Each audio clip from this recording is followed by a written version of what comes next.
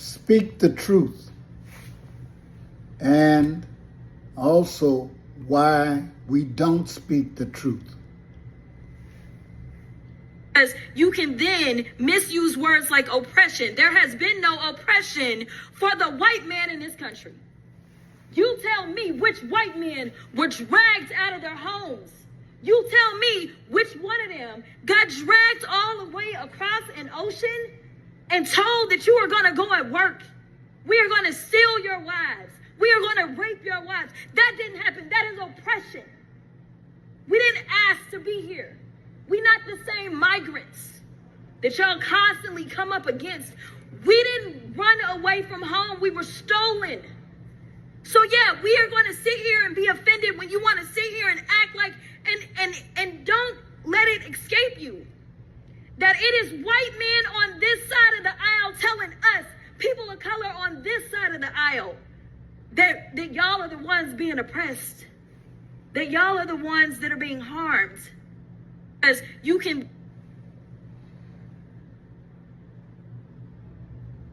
The truth and why most people are scared of the truth and to tell the truth.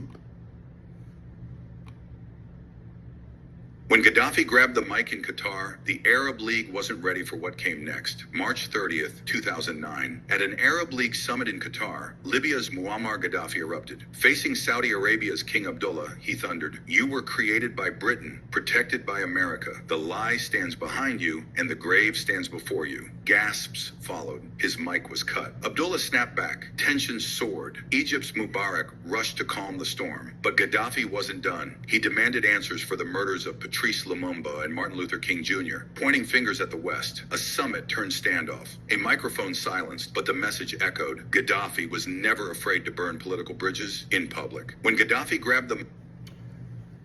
And we were told a bunch of lies about why he was killed and what type of man he was. But yet he was over in his country asking about Martin Luther King. You see, we don't want to tell the truth because the truth is painful and it makes us look in the mirror.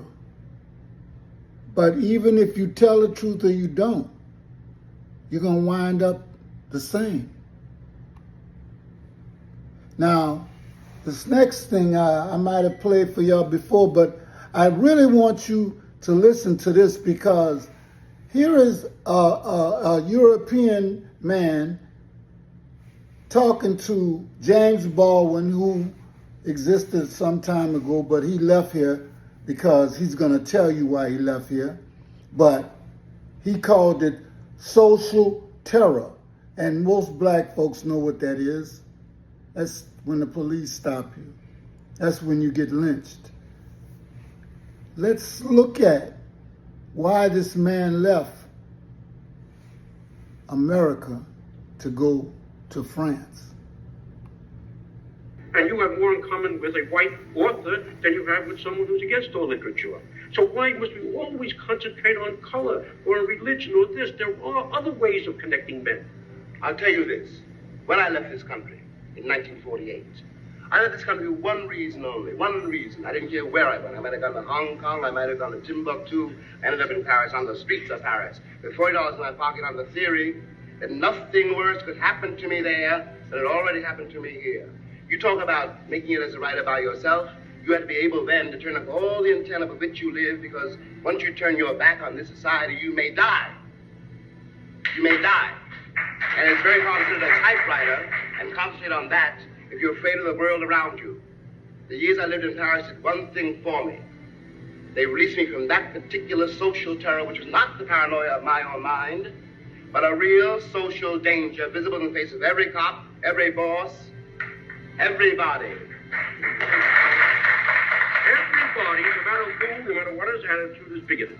I did not say that. Well, has an attitude. It's on his face. Is in the way of every force. But you're asking me to do something impossible. You're asking me to take the will for the deed. I don't know what most white people in this country feel, but I can only include what they feel from the state of their institutions. I don't know if white Christians hate Negroes or not, but I know that we have a Christian church which is white and a Christian church which is black. I know, as Malcolm X once put it, the most segregated hour in American life is high noon on Sunday. That says a great deal for me about a Christian nation. It means that I can't afford to trust most white Christians, and certainly cannot trust the Christian church. I don't know if the real estate lobby is anything against black people, but I know the real estate lobbies keep me in the ghetto. I don't know if the Board of Education hates black people, but I know the textbooks they give my children to read and the schools that we have to go to. Now, this is the evidence. You want me to make an act of faith, risking myself, my wife, my woman, my sister, my children, on some idealism which you assure me exists in America, which I have never seen. In closing, especially Europeans always ask us why we have to make it about race. Well, white supremacy exists here. It has been here, and it functions well. You see only Europeans mostly at the top, and it's been that way for several hundred years. White supremacy is founded on racial division, and that is color. And so why do we even partake in conversations that deny what is actually going on? And I don't know if white people hate me or not. That's bull stuff. When they lynch you and have a picnic while they're doing it, when they burn you, you know, and have a picnic, or they have so many people out there, it's not even standing room only. When they rape and they breed you and they tell you you're 3/5 of a human being, you don't know that they hate you? I don't know about y'all, but when you can't trust somebody, and you can't trust even the people that look like you, then yeah, there's a good reason why somebody may want to leave here.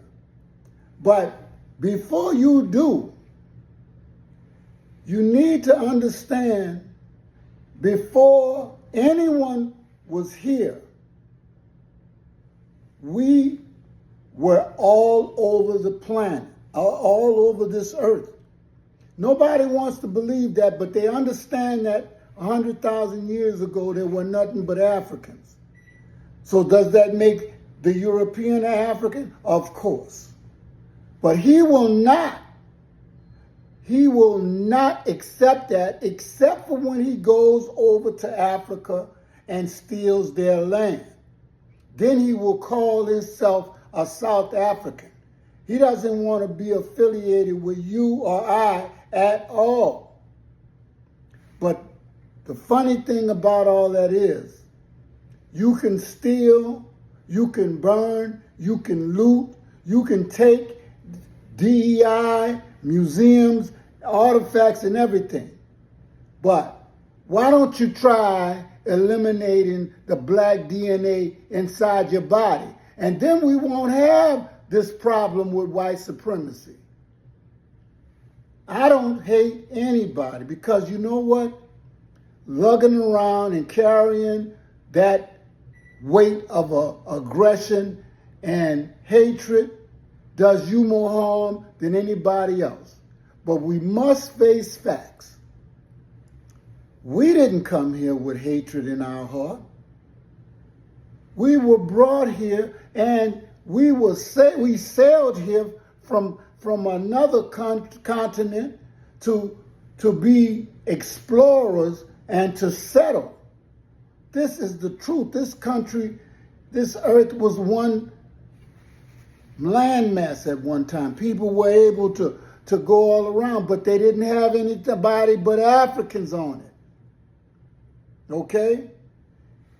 If you really want to understand a lot of things, stop believing what the history books tell you and do your research. Find out who was in Europe first, who was in the Netherlands and all over here.